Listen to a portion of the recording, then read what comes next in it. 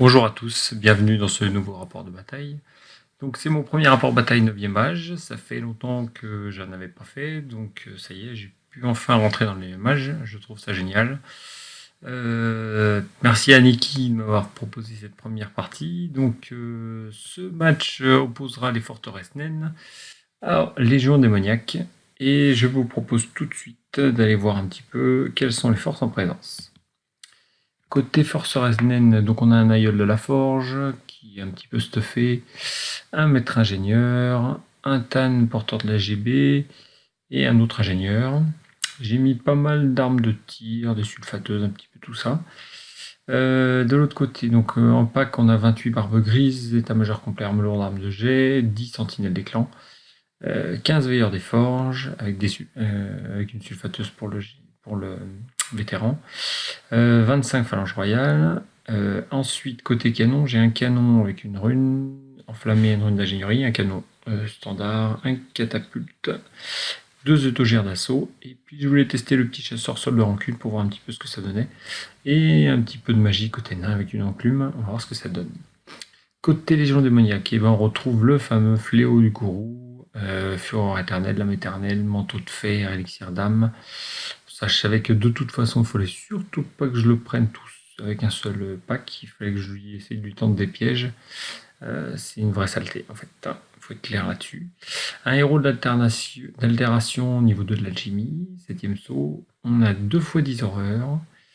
On a 24 porte-mots. Et puis après, des furies, des molosses enragés, en embuscade. Et 6 démons griffus, pince barbelés.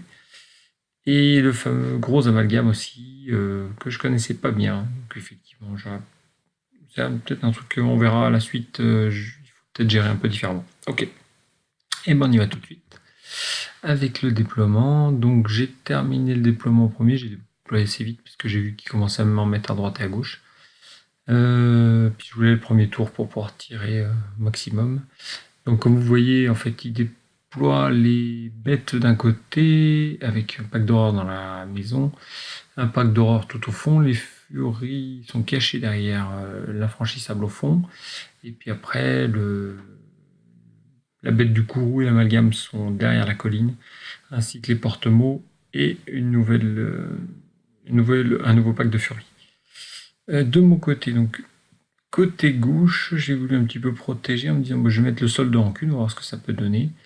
Les veilleurs des forges, et puis j'ai mis un petit autogire pour essayer de ralentir ces bêtes en me disant je vais tirer dessus le temps que ce qui arrive de l'autre côté, je puisse me débarrasser des bêtes.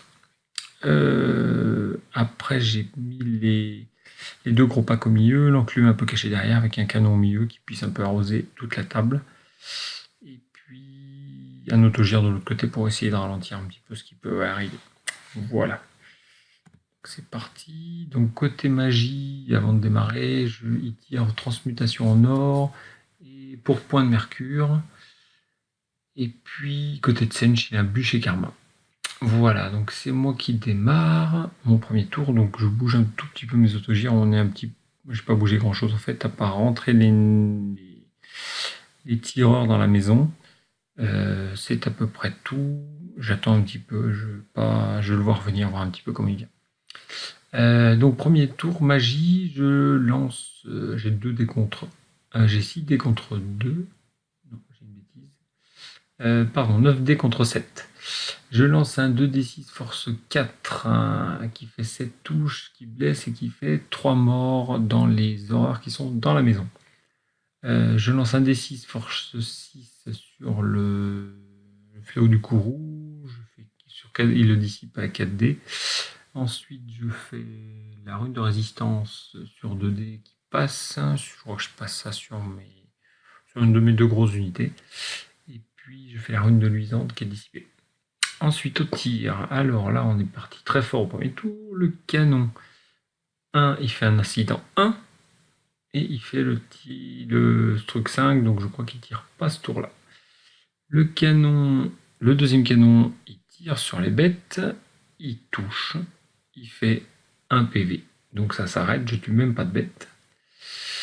La cata, elle dévie, et l'arba, elle tue. Les arbatriers tuent une horreur.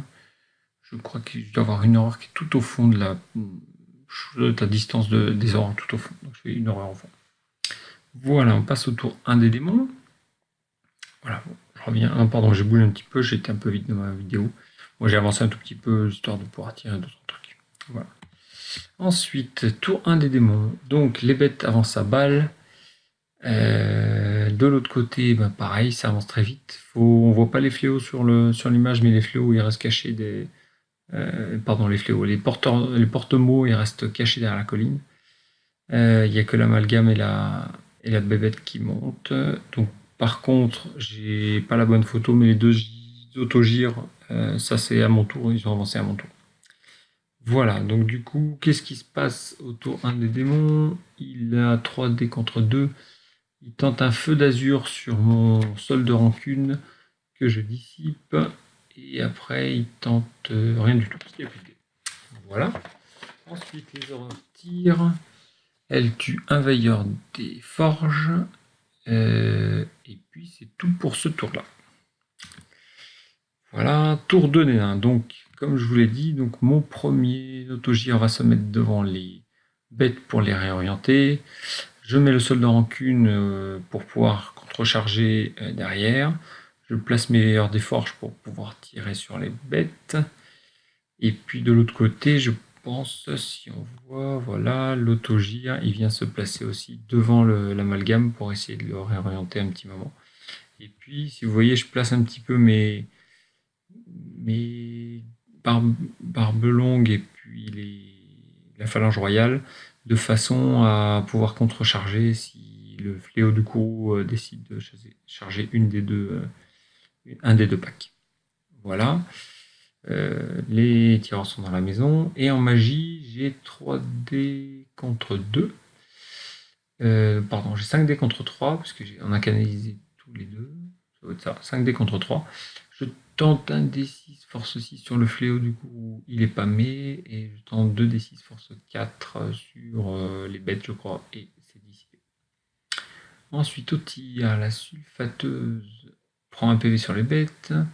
Les veilleurs des forges, à eux, prennent 3 PV sur les bêtes. Et le gyro, qui tire, prend 1 PV sur l'amalgame. Donc, pas un super tir. Et alors là, je tire avec les canons. Je crois que le kata dévie et les deux autres canons ratent. Donc, j'en suis déjà à 2 tirs et j'ai pris 1 PV sur les bêtes. On sent une énorme capacité de tir dans mon train d'artillerie. Donc ensuite, on va passer au tour 2 des démons. Donc tour 2 des démons, le fléau du courroux charge la maison dans laquelle il y a les tireurs. Ils continuent d'avancer un peu tout le monde. De ce côté-là, les porteurs de mots, vous voyez, sont toujours cachés. Ils ramènent un petit peu toutes les horreurs du fond à portée de tir. Ils ramènent un petit peu aussi les furies à portée de charge. Et vous voyez tout en bas de l'écran, les chiens sont rentrés en embuscade. J'avais laissé une toute petite place. Je me suis un petit peu fait piéger avec les servants des canons. J'ai pas fait attention qu'en fait, effectivement, ils comptent pas dans le déploiement. Il y avait une petite place pour que les chiens rentrent derrière. Et on va voir ce que ça donne. Donc en magie, il a une bonne phase de magie, 6D contre 5. Et là, il me lance un D6 force, un D6 touche, un D6 touche, un D6 force. Ouais, ça va être quelque chose comme ça. Il fait 5 touches force 3. Il me prend 2 PV sur les veilleurs. Ensuite, il tente une ultime transmutation. Il fait un gros score, il fait 18, quelque chose comme ça, donc je pâme. Et puis, il tente un bûcher carmin que je dissipe. Au cac, donc au cac, j'ai 2 gyros. 2 d'autogire. Donc le premier autogire sur l'amalgame, et ben, c'est une égalité, puisqu'il ne fait rien, je lui fais rien. Et donc du coup, il rate un peu ses jets. Du coup, bah, finalement, je le bloque là un tour. Je gagne même le combat de 1, mais ça change il réussit son test. Par contre, comme je l'ai dit, voilà, on revoit les trucs. De l'autre côté, bah, l'autre autogire, il tient aussi. Je crois qu'il prend 2 PV, mais comme il a la charge... Non, c'est lui qui a la charge. Mais je crois que je réussis mon test, donc du coup, bah, ça bouge pas. Et enfin, il reste un cac, c'est notre ami, donc on le voit ici, le fléau du Kourou qui décime complètement l'unité de tireurs. Donc, sans pitié pour les tireurs, donc je perds une unité là-dessus. Voilà, tour 3D1. Tour 3D1, donc il faut que je gère à la fois mes amis les chiens qui rentrent dans le dos, les furies qui viennent de partout, et puis les bêtes qui sont derrière. Donc je me dis, bon voilà, mon Giro il est pris, mes veilleurs, je sais pas trop en faire. L'idée c'est de pouvoir continuer à tirer, mais comme les bêtes sont engagées, je peux pas faire grand chose. Il faut que je me d'éliminer un petit peu tout ce que j'ai là. Je me dis, bon, bah, avec le canon, je vais essayer un tir de mitraille sur les furies pour essayer de m'en débarrasser. Bah, j'ai pas grand chose en fait, hein. Je suis pas très bien, il peut arriver d'un peu tous les côtés. J'essaye toujours de gérer ce fléau du Kourou qui est là au milieu. Donc on va voir ce que ça donne. Donc j'ai... voilà, donc en fait, pardon, je reviens ici. On va revenir en arrière, pardon. Je retourne aussi dans l'action. Donc je fais une charge de mon solde de rancune sur les bêtes pour pouvoir les gérer. Je me dis, bah, j'ai un tour de plus. Et je vais me retourner et avec les veilleurs des forges, je vais décimer les chiens. Et comme ça, je peux conserver un petit peu toutes mes unités un tour. Je dis, le solde de rancune, il va, il charge, il tombe une bête, le Giro est là. Bon, si je tiens un tour là-bas, je suis tranquille. On va voir ce que ça donne. Et puis je recule un petit peu mes phalanges royales pour pouvoir mettre un tir de mitraille sur les furies en pensant que ça peut les éliminer. Donc en magie, j'ai 5 dés contre 5. Je passe, je crois, juste une rune de résistance sur la phalange royale, je crois, quelque chose comme ça. Et puis donc en attaque, car effectivement le chasseur soldat de rancune fait 9 attaques, donc le maximum. Il fait 6 touches, il prend 2 PV et il en manque un pour tuer une bête. Hélas. Et donc du coup, en retour, il prend 1 PV. Et en fait, c'est là que j'ai mal regardé quand j'ai fait mon calcul. En fait, il avait déjà pris 2 PV, donc il ne restait plus qu'un PV. Donc effectivement, le moindre PV il était mort. Et en plus de ça, j'avais la même chose pour le Giro. Donc le Giro, bah, lui aussi, il prend le PV qui manque. Il est décimé. Par contre, dans l'ultime attaque du solde de rancune, je tue quand même la bête, puisque je prends l'autre PV. Mais je me retrouve pas très bien, parce qu'en fait, du coup, il gagne le combat. Il n'a rien à poursuivre, puisque tout le monde est mort. Il se reforme, et je me retrouve avec des... Je me retourne, on regarde ici, et finalement, comme vous voyez, je retrouve mes veilleurs de forge un petit peu... et j'ai montré mon dos, quoi, en gros. Et donc, de l'autre côté, le veilleur des forges tire sur les chiens. Et en fait, je ne tue que 3 chiens, il en reste 2. Et donc, du coup, ben, j'ai pas gagné grand chose dans l'histoire. Le tir de mitraille ne tue que 2 furies, donc il en reste encore 3. Bon, ça s'annonce pas super bien. On va voir ce qui se passe ensuite. Et puis l'amalgame, oui, effectivement, il restait un combat encore à corps, l'amalgame contre l'autogire. Là, cette fois, il fait une attaque écrasante. Et bon, il tue le Giro et one-shot le Giro. Ensuite, tour 3 des démons. Et c'est là qu'il y a un gros tournant un peu dans la partie. Il charge avec ses bêtes dans mon dos. Et il a une charge un petit peu longue, mais pas tant que ça finalement. Il passe, je me dis, bon, bah, c'est pas grave quand même. Il n'y a que 2 bêtes. J'ai quand même un commandement qui tient la route. J'ai GB à portée. Ça doit faire. Honnêtement, je n'ai pas calculé rapidement, mais bon, je me dis, bon, même si je suis de dos, je dois pouvoir tenir, me retourner, et puis après, ça devrait faire.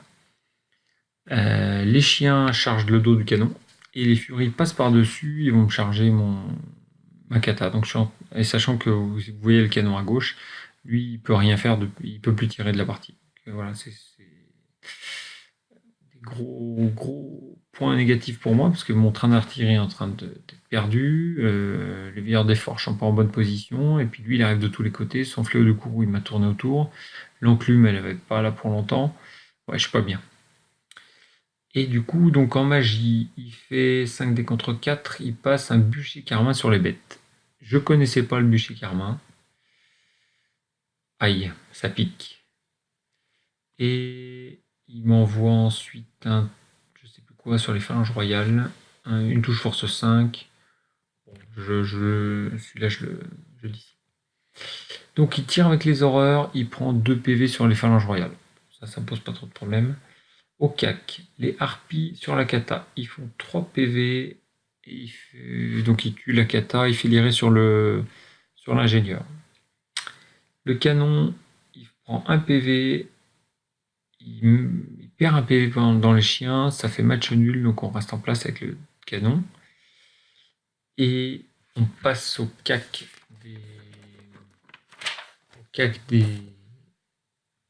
des veilleurs des forges avec l'attaque de souffle. Il y a une attaque de souffle. Il fait 5 morts. Et 8 touches de force 5, plus flamme de l'enfer. Donc ça fait encore 3 morts au CAC. Donc du coup, j'en perds 6, 7, 8. J'ai une fuite auto en fait, finalement, avec la charge de dos. Donc effectivement, j'avais pas compté que, effectivement, en résultat de combat, ça fait énormément de points. Plus tous les morts qu'il me fait. En retour, je lui fais presque rien. Je crois que j'ai fait 1 ou 2 PV, même pas. 1 PV, je crois, en retour. Et je fais une fuite auto, je suis rattrapé détruit. Et là, ouais, effectivement, je me suis fait enfoncer grave. Je suis pas bien, toutes mes unités sont engagées, pas dans le bon sens. Vraiment pas. Là, je me dis, bah, je vais me faire raser, puis c'est fini. Bon, on va voir comment. À ce moment-là, on essaye de se dire, bah, comment on sauve des points, qu'est-ce qu'on fait.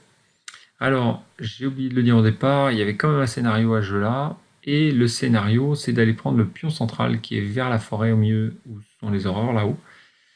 Bon, j'ai encore 2 grosses unités scoring unit. Bon, je suis pas encore mort, hein, mais il faut que j'aille prendre quelque chose là parce que je suis pas bien du tout. Donc on passe au tour. Donc voilà la fin du tour 3. Pardon, je suis revenu en arrière. Voilà.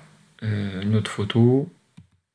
La fin du tour 3 des démons. Donc je me suis fait raser le côté gauche. Et puis le côté droit, il est pas mieux. Allez, tour 4 des nains. Donc on voit la fin. Donc en gros, qu'est-ce que j'ai fait? J'ai rentré les longues barbes dans la maison. En me disant, tiens, je vais aller voir tout de suite. Je vais aller prendre les porte-mots. J'essaie de le prendre à revers. Je pars à fond de l'autre côté. J'avance très vite mes phalanges royales au maximum. Et je vais menacer ces porte-mots. Parce que ça, par contre, je pense que si je rentre dedans, euh, ça, ça va bien couper. Hein. Donc j'ai des chances de faire quelque chose et de récupérer un peu de points. J'ai 4 dés contre 2. Je tente un D6 force 6 sur le fléau du courroux qui passe et je fais un PV. Ensuite, je fais un tir sur les gargouilles. Alors je ne sais plus avec qui.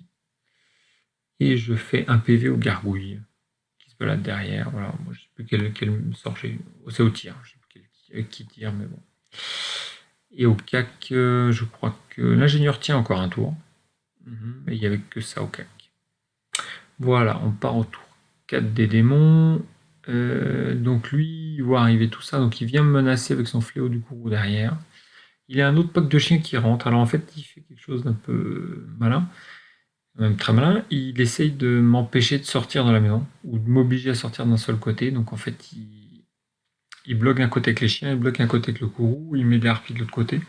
Il va placer son amalgame qu'on voit pas là. Est-ce qu'on le voit plus loin? Non, on ne voit pas. Pour m'attendre au bout là-bas. Et pendant ce temps-là, il tire avec ses horreurs, avec un peu tout le monde sur mes phalanges royales. J'en perds 4 à ce tour-là. Mais bon, il se passe rien d'autre et je crois que c'est à peu près tout. Je crois qu'entre-temps, il a dû tuer mon enclume. Voilà. Il me met ensuite en magie, il a 4 dés contre 3. Contre 4 même. Et il passe 2 bûchers carmin. Il tente 2 fois le bûcher carmin que je dissipe. Ensuite, c'est à mon tour. En magie. Voilà, fin du tour 4 nains. Donc, j'ai comme. Pardon, je suis en arrière. Voilà, fin du carte démon. Tour 5 nains. Donc, j'arrive quand même à trouver un endroit pour sortir. En gros, qu'est-ce que je fais? J'avance très vite avec mes phalanges royales. Je me demande. Non, pardon. Je tente une charge sur l'amalgame avec les phalanges royales. Il me faut aller à 11. Je crois que je fais 10. Donc, c'est pour ça aussi que mes phalanges royales sont passées très très vite. Et du coup, ça me permet de laisser une place pour mes guerriers. Par contre, l'inconvénient, c'est un peu du tout pour le tout. Effectivement, entre-temps, non, je crois que j'ai chargé ses porte-mots, il s'est enfui. Et derrière, je charge l'amalgame. Du coup, bon, je rate la charge, mais je laisse la place pour sortir les guerriers. Bon, j'explose mon flanc au fléau. Bon, je reste indomptable s'il me charge. J'ai quand même un peu de patate là-dedans. Bon, il a que des aurores pour venir en contre-charge, donc pour l'instant c'est juste, ça peut tenir un tour ou deux. Et puis du coup, moi je me dis, bah, j'ai pas bien le choix, hein. De toute façon, il faut que je sorte de cette maison.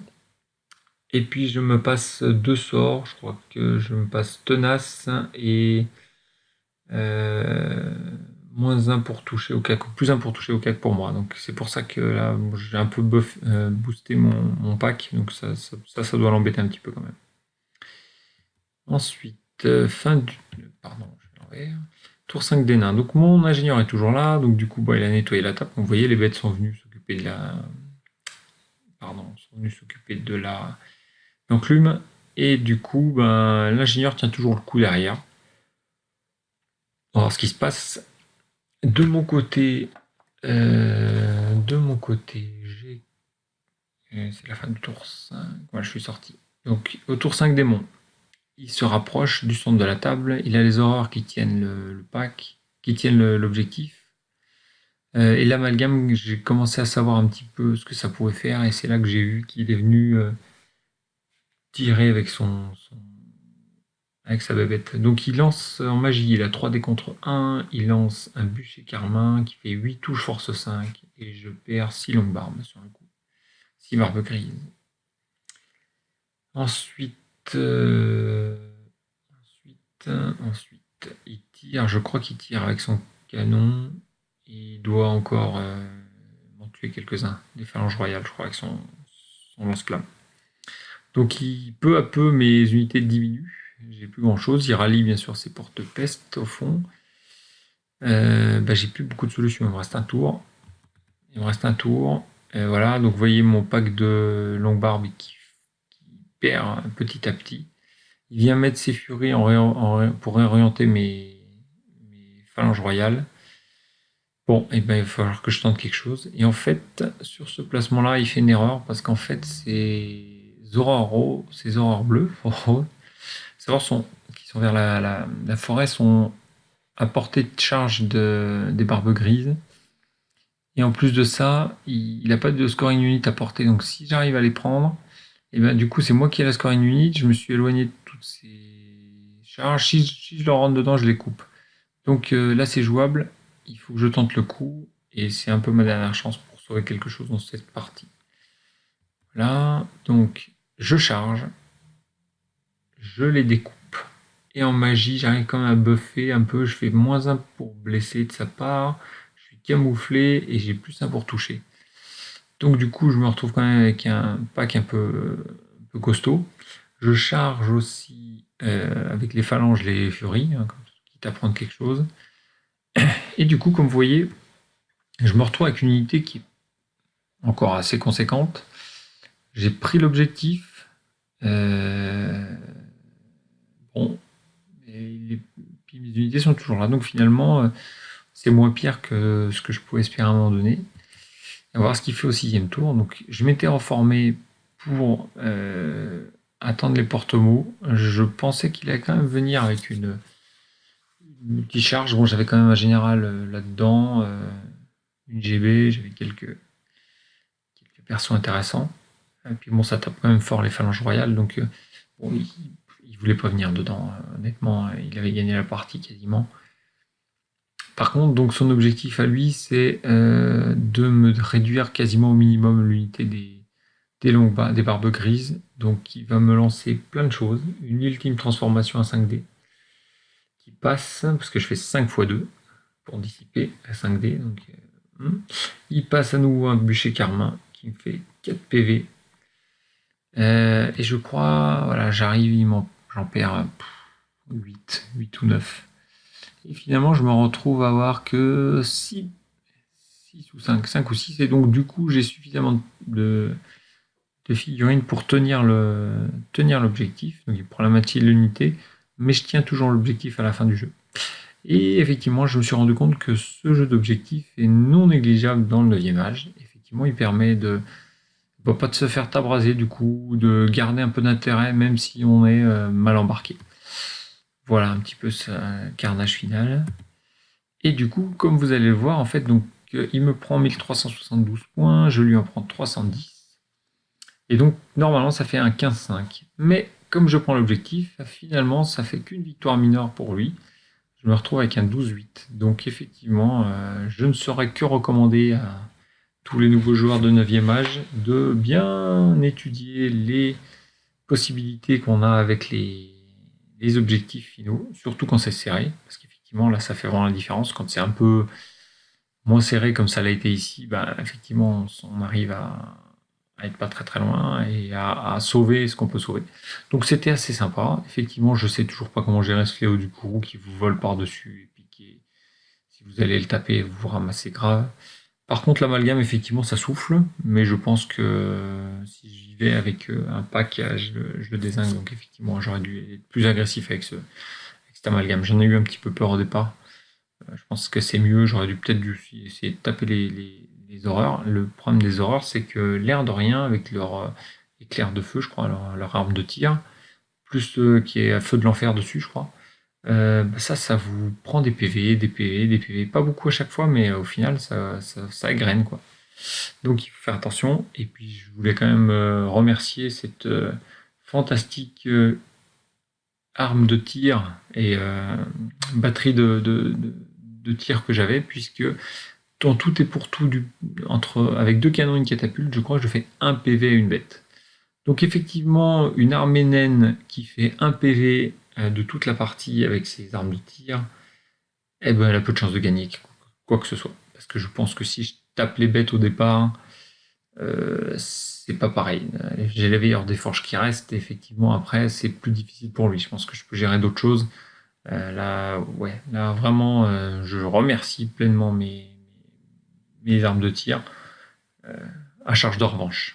Donc merci encore à Toufik pour son bon après-midi, on s'est bien éclaté. J'aime beaucoup son armée, et puis les horreurs, bah, j'ai fini de les peindre. C'est un petit message perso. Vous les verrez rapidement sur ma page Facebook, et puis vous les verrez sûrement dans les prochains matchs du tour du Lyon War Club. Merci à tous, j'espère refaire une partie assez rapidement et vous refaire un petit rapport de bataille. Allez, à bientôt, au revoir.